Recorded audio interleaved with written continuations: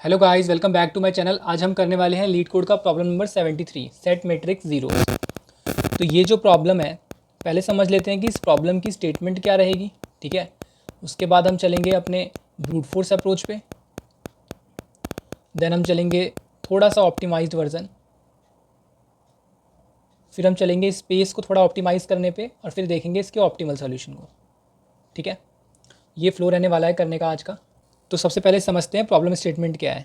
Problem statement ये है कि हमें एक मैट्रिक्स गिवन है, like m cross n size की मैट्रिक्स है ये। ठीक है, तो इस मैट्रिक्स में क्या है, m क्या है, m रोज़ हैं और n है कॉलम्स। तो देखो इसमें कुछ ज़ीरोस प्रेजेंट होंगे, जैसे इस वाली मैट्रिक्स में एक ज़ीरो प्रेजेंट है। ठीक है, तो जहाँ भी ज़ीरो प्रेजेंट है तो उसकी पूरी रो को और पूरे कॉलम को क्या बना दो, ज़ीरो बना दो। तो फाइनल मैट्रिक्स क्या बनेगी, फाइनल मैट्रिक्स बनेगी 0 0 0 0 0 1 1 1 1। ये बनेगी फाइनल मैट्रिक्स। हमें कुछ भी रिटर्न नहीं करना, हमें इन प्लेस चेंज करना है, मतलब इस मैट्रिक्स के अंदर ही चेंज करना है। ठीक है, तो अब देखते हैं इसमें ब्रूट फोर्स कैसे अप्लाई करेंगे हम।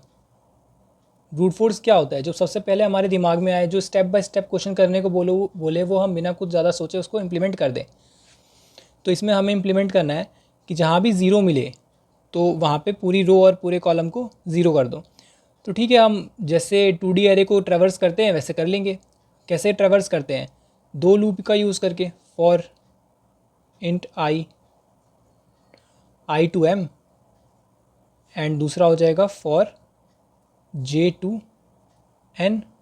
ठीक है, और इसके अंदर अपने ऑपरेशंस करते हैं और यहाँ से हट जाते हैं।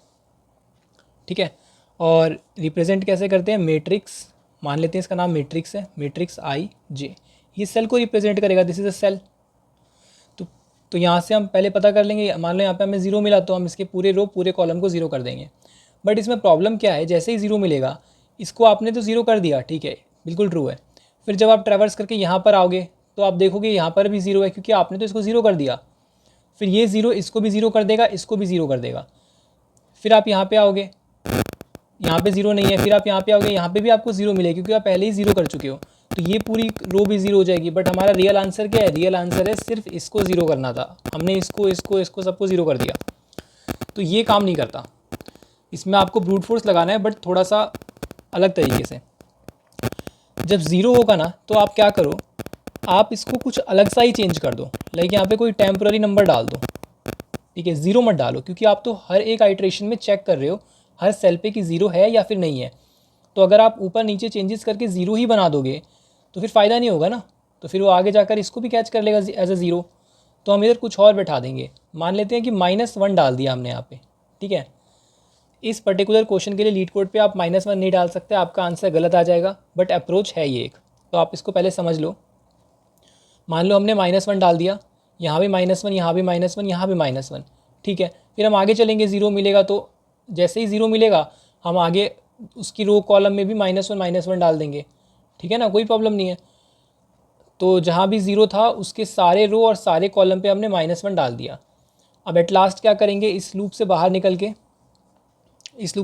क्या करेंगे, मैं इसको लिख ही देता हूँ। अगर ये आपको ज़ीरो मिलता है तो फिर यहाँ पर एक और फॉर लूप रन होगा। ठीक है, फॉर द रो टू -1, एक और फॉर लूप रन होगा फॉर कॉलम टू -1। ठीक है, चेंज कर दिया रो को और कॉलम को -1, जहाँ भी हमें ज़ीरो मिला। अब इसमें जहाँ भी ज़ीरो है उसके सारे रोज़ और कॉलम्स -1 से -1 फिल हैं। तो हम क्या करेंगे, इस पर दोबारा एक ट्रैवर्स करेंगे। ठीक है, फिर से ट्रैवर्स करेंगे। अब फिर से ट्रैवर्स करते टाइम क्या करेंगे, इस बार हम फाइंड करेंगे कि क्या मैट्रिक्स के आई और जे पर -1 है। अगर है -1 तो उसे क्या बना देंगे, ज़ीरो बना देंगे। ठीक है, तो हो गया हमारा काम, बस इतना ही काम था। आपको ये बहुत अच्छे से समझ में आ गया होगा क्योंकि इसमें कुछ भी नहीं है। बट लीड कोड पर ये क्यों नहीं रन करेगा, क्योंकि लीड कोड में जो कंस्ट्रेंट गिवन है वो है -2 to the power 31 to the power 31 plus -1। ठीक है, ये कंस्ट्रेंट गिवन है। तो इस कंस्ट्रेंट में -1 भी आता है। अब मान लो कोई वैल्यू पहले से ही -1 है, है ना, इसके बीच में वैल्यू हो सकती है ना किसी भी सेल की। तो पहले से ही -1 है तो हम उसको भी 0 कर देंगे, जबकि हमें उसे 0 नहीं करना था। तो यहाँ पर हमें कोई एक ऐसी वैल्यू रखनी पड़ेगी जो कि इसकी रेंज में ना हो। तो इसको भी एक बार ड्राई रन करके देख ही लेते हैं। मान लो ये ऐसा है, 0 मिला तो हमने इसके रो कॉलम को -1 कर दिया, ठीक है। तो क्या हो गया, ये -1 हो गया, ये -1 -1 -1, ये भी -1 कर लेते हैं, 1 1 1 और 1, ठीक है। फिर हमने ट्रेवर्स किया। अब क्या किया हमने, जहाँ जहाँ -1 था वहाँ पे 0 0 0 0 कर दिया और बाकी को तो एज इट इज़ रहने दिया। तो देखो ये और ये एरे एकदम सेम है ना। तो ऐसे ये काम करता है। इसकी टाइम कॉम्प्लेक्सिटी की बात कर लेते हैं। टाइम कॉम्प्लेक्सिटी क्या होगी इसकी, देखो एक तो हमने लूप यहाँ पर रन किया है mn, है ना, और इस इन दोनों लूप्स के अंदर हमने नेस्टेड में ये दोनों लूप्स रन किए हैं। ये दोनों आपस में एक दूसरे के नेस्टेड नहीं है, ये इंडिविजुअल फॉर रो है, ये इंडिविजुअल फॉर कॉलम है, ठीक है। तो क्या होगा, big O of n into m, एक तो इसकी टाइम कॉम्प्लेक्सिटी हो गई नेस्टेड वाले की, और इसके साथ साथ क्या चला है, big O of n plus m, है ना। ये लोग आपस में तो प्लस होंगे ना, आपस में तो प्लस होंगे, नेस्टेड नहीं है, बट इन दोनों के साथ क्या होंगे, मल्टीप्लाई होंगे। तो ये इसकी टाइम कॉम्प्लेक्सिटी हो जाएगी। और स्पेस कॉम्प्लेक्सिटी क्या होगी, स्पेस कॉम्प्लेक्सिटी होगी बिग O ऑफ 1, ठीक है, क्योंकि हमने इसमें कोई भी एक्स्ट्रा स्पेस का यूज़ नहीं किया है। अब देख लेते हैं इसका ऑप्टिमाइज्ड अप्रोच, ठीक है।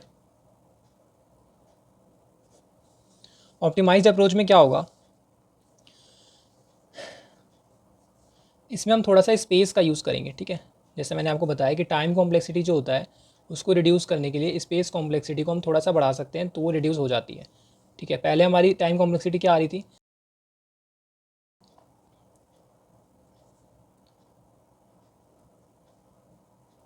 ये आ रही थी, और स्पेस कॉम्प्लेक्सिटी क्या आ रही थी, स्पेस कॉम्प्लेक्सिटी आ रही थी बिग O ऑफ 1, ठीक है। तो अब हम इसको क्या करने वाले हैं, इसको कर देंगे big O of n into m, और इसको कर देंगे big O of n plus m, ठीक है। तो ये हम कैसे अचीव करने वाले हैं, अपनी मैट्रिक्स बना लेते हैं, 0 1 1, ठीक है। अब देखो, अब ये 0 है तो इस पहले ब्रूट फोर्स में हम क्या करते थे कि इसको चेंज कर देते थे, और फिर ट्रैवर्स करके जो भी चेंज किया है वो हमें पता है कि हमने वहाँ पे क्या डाला है जहाँ पे हमें चेंज करना है, और वो ज़रूरी क्यों होता था, हम डायरेक्ट 0 क्यों नहीं बनाते, मैं वो भी आपको बता चुका हूँ, ठीक है। तो मतलब कि हमें तो रो का नंबर और कॉलम का नंबर ही तो स्टोर करना है ना। जैसे रो का अगर हमें पता चल जाए कि ये रो है, इसको कम्प्लीटली 0 बनाना है, और हमें ये पता चल जाए कि ये कॉलम है, इसको कम्प्लीटली 0 बनाना है, तो वो तो हम एक ट्रैवर्सल में बना ही देंगे, है ना। हमें बार बार लूप यूज़ करने की ज़रूरत नहीं है उसके लिए। अब देखो इसे कैसे अचीव करेंगे, हम क्या करेंगे, एक एरे बना लेंगे, ठीक है, ऑफ साइज़ m, और एक एरे बना लेंगे ऑफ साइज़ n। आपको समझ में आ गया होगा, ये रो के लिए बनाया है और ये कॉलम्स के लिए, ठीक है। इसका फ़ायदा क्या होगा, देखो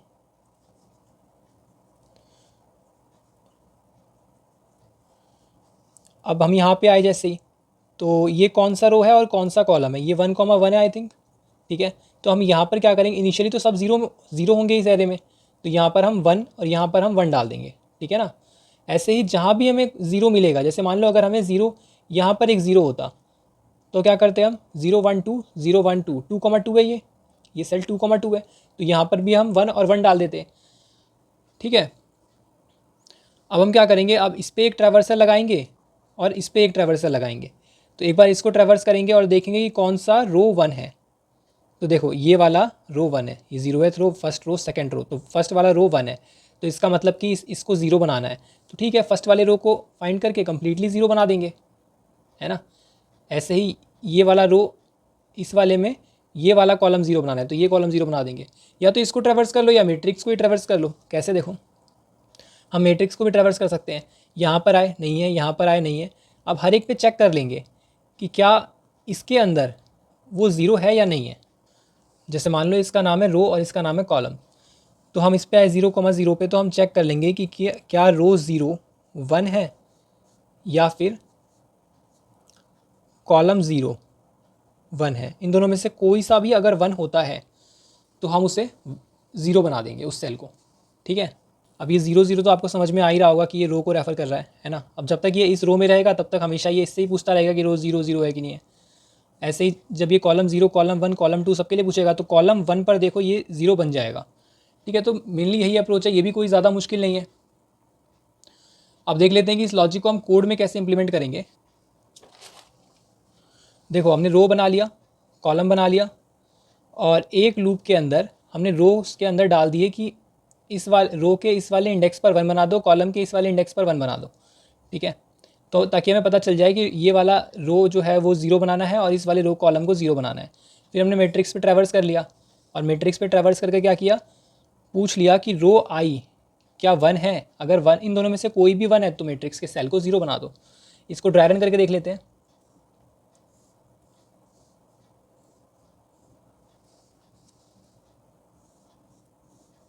1 1 1 0 1 1 1। अब देखो सबसे पहले तो इसमें चलेगा और अपना रो यहाँ पे बना लेंगे और कॉलम यहाँ पर बना लेंगे। This is row, this is column. ठीक है, तो हम हर सेल पे जाके पूछेंगे 0 है या नहीं। यहाँ पे 0 है एंड दिस इज़ 1 कॉमा 1। सो हम 1 कॉमा 1 पे जाके 1 और 1 डाल देंगे, बाकी सब पे तो 0 0 है। और बाकी तो देखो कहीं 0 नहीं है तो और कोई भी 1 नहीं होगा। फिर दोबारा मैट्रिक्स को ट्रैवर्स करेंगे, और इस बार आई और जे क्या रिप्रेजेंट करते हैं ये तो आपको पता ही होगा। आई रो को रिप्रेजेंट करता है और जे कॉलम को। ठीक है, तो अगर आई पे 1 है तो 1 बना देंगे, और जे पे 1 है तो 1 बना देंगे। ठीक है, सॉरी आई पे अगर 1 है तो 0 बना देंगे ना, क्योंकि इस पे 1 होने का मतलब क्या है कि उसकी रो को 0 बना दो, है ना। यहाँ 0,0 पे आएगा तो 0 0 तो नहीं है। ऐसे ही 0,1 पे आएगा तो 0,1। हाँ ये वाला है, 0 वाला नहीं है, 1 वाला कह रहा है कि 1 है। मतलब इस कॉलम को 0 बना दो, तो पहले इसको 0 बना दो, है ना। तो देखो हमने इस सेल को 0 बना दिया। ऐसे ये वाला है तो ये दोनों ही 0 0 है। ठीक है ना, थोड़ा आप ब्रॉडर व्यू से सोचो तो आपको ज़्यादा समझ में आएगा।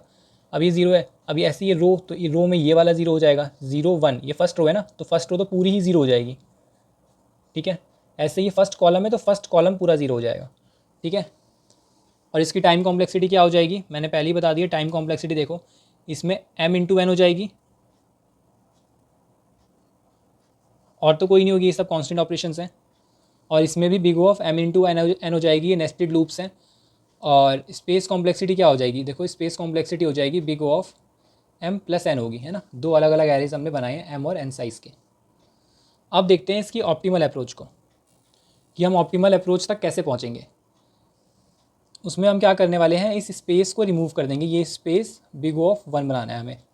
तो ये कैसे बनेगा, आप ये सोच के बताओ, ये 1 कैसे बन सकता है जब ये दोनों ना रहे, है ना। तो हमने क्या किया, हमने बोला कि इनको देख लो, फर्स्ट रो और फर्स्ट कॉलम की आप हेल्प ले लो। फर्स्ट रो और फर्स्ट कॉलम की हेल्प ले लो। ठीक है, हमने अलग से रो बनाया ना और अलग से कॉलम बनाया, तो अब हम अलग से रो अलग से कॉलम नहीं बनाएंगे। अब हम कह रहे हैं कि जो काम आप इस रो में कर रहे थे वही काम आप इस रो में कर लो, और जो काम इस कॉलम में कर रहे थे वो इस कॉलम में आके कर लो। ठीक है, तो मेनली हम अपने इस रो और इस कॉलम के साथ करने क्या वाले हैं, देखो हम पहले ही चेक कर ले देंगे कि इसके अंदर, मतलब हम इनको एज अ मार्कर यूज़ करने वाले हैं। ठीक है, जैसे हम इनको मार्कर की तरह यूज़ करते थे, बट ये हमने बनाए थे, ये हमने नहीं बनाए, ये हमें ग्रिड के अंदर पहले से ही मिले हैं, तो हम इनको यूज़ कर लेंगे। बट फिर इनकी वैल्यूज़ का क्या होगा, है ना। तो इनकी वैल्यूज़ का हमें ज़्यादा नहीं सोचना। देखो कैसे, यहाँ पर अगर पहले एक वेरिएबल बना लेंगे कोई कॉलम या फिर रो करके, और ये चेक कर लेंगे कि ये जो रो है क्या ये ज़ीरो है या नहीं है। अब रो के ज़ीरो होने का मतलब क्या है, रो के ज़ीरो होने का मतलब है अगर इस रो में से एक भी एलिमेंट ज़ीरो है तो हम इसको ट्रू कर देंगे। ये हमें बाद में जाकर इस पूरी रो को ज़ीरो करना है। और अगर इस कॉलम में भी सेम काम करेंगे तो हमारा इसके लिए भी सेम चीज़ हो जाएगी। तो जैसे कॉलम में हम चेक कर लेंगे कि इसमें भी कोई अगर एक भी ज़ीरो एलिमेंट है तो इस पूरी कॉलम को हमें क्या बनाना पड़ेगा, पूरी कॉलम को हमें ज़ीरो बनाना पड़ेगा अगर इसने ट्रू दे दिया तो। ठीक है, अब इनको यूज़ कर सकते हैं हम। ठीक है, तो अब इतने एरे में देखेंगे, जैसे अगर ये इससे बड़ा होता तो इससे बड़े के लिए भी देख सकते थे, लेकिन अभी इसके लिए देख रहे हैं।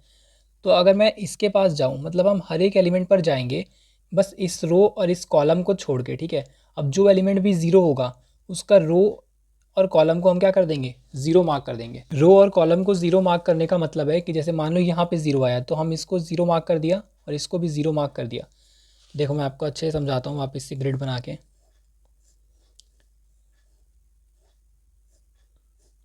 यहाँ पे 0 था, बाकी सब जगह 1 1 था, है ना। तो हमने ये देखा कि इसमें तो देखो 0 नहीं है, इसमें भी 0 नहीं है, तो ये सारे ज़ीरो नहीं होने वाले, ये हमने पहले ही पता कर लिया इसके लिए, ताकि बाद में जब इनकी वैल्यूज़ चेंज हों 0 1 कुछ भी, तो हमें ये कन्फ्यूज़न ना रहे कि इसके अंदर 0 है तो 0 करना है या वो 0 हमने डाला है।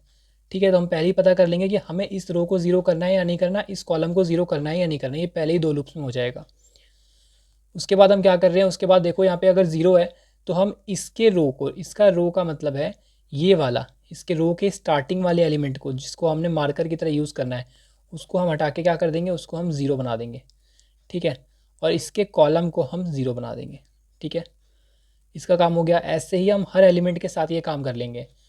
और फिर जब हमारा एरे, जब हमारे मार्कर्स बिल्कुल तैयार हो जाएंगे, सारे एलिमेंट ट्रैवर्स हो जाएंगे, तो इनमें से कुछ 1 होंगे, कुछ 0, ऐसे करके होगा, मतलब कुछ अनदर एलिमेंट्स होंगे और कुछ ज़ीरोज़ होंगे।